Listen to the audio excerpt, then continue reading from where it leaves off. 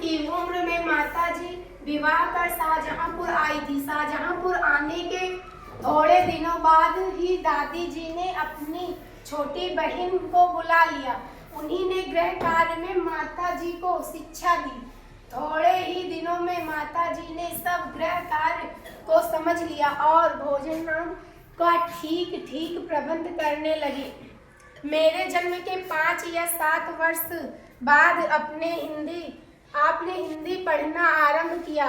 पढ़ने का शौक आपको खुद ही पैदा हुआ था। मोहल्ले की संग सहेली जो घर पर आ जाती थी, उन्हीं में जो कोई शिक्षित थी, माता जी उनसे अक्षर बोध करती। इसी प्रकार घर का सब काम कर चुकने के बाद जो कुछ समय मिल जाता, उसमें पढ़ना लिखना करती। परिश्रम के फल से थोड़े दिनों में ही वे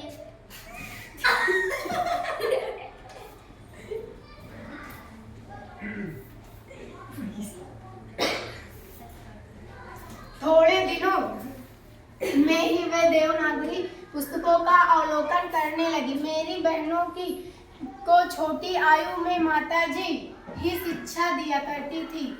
जब से मैंने आर्य समाज में प्रवेश किया, तब से माताजी से खूब वार्तालाप होता। यदि मुझे ऐसी माता न मिलती तो मैं भी अति साधारण मनुष्य की भांति संसार चक्र में फंसकर जीवन निर्वाह करता।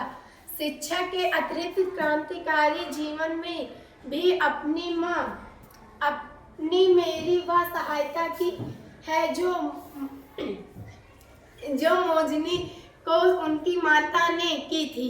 यथा समय में उन सारी बातों का उल्लेख करूंगा। माताजी का सबसे बड़ा आदेश मेरे लिए यही था कि किसी की प्राणहानि न हो। उनका कहना था कि अपने शत्रु को भी कभी प्राणदंड न देना। आपके इस आदेश की पूर्ति करने के लिए मुझे मजबूरन 2-1 बार अपनी प्रतिज्ञा भंग भी करनी पड़ी थी। जन्मदात्री जननी, इस जीवन में तो तुम्हारा ऋण परिशोध करने के प्रयत्न करने का भी अवसर न मिला। इस जन्म में तो क्या, यदि अनेक जन्मों में भी सारे जीवन प्रयत्न करूं तो तुमसे उऋण नहीं हो सकता। उऋण का मतलब कर्ज मुक्त। उऋण नहीं हो सकता। जिस प्रेम तथा दृढ़ता के साथ तुमने इस तुच्छ जीवन का सुधार किया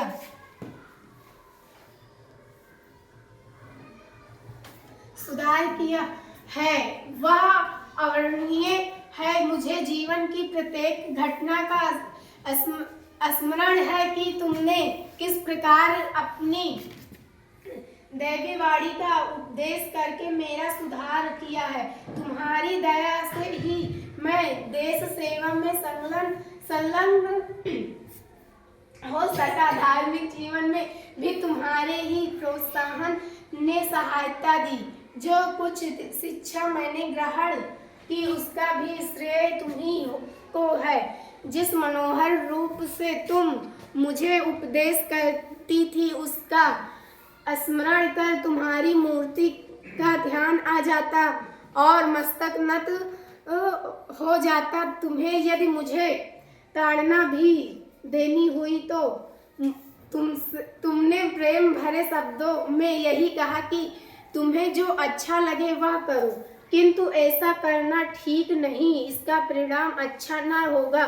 जीवनदात्री आत्मिक, धार्मिक तथा सामाजिक उन्नति में तुम्ही मेरी सदैव सहायक रही। जन्म जन्मांतर परमात्मा ऐसी ही माता दे, यही इच्छा है।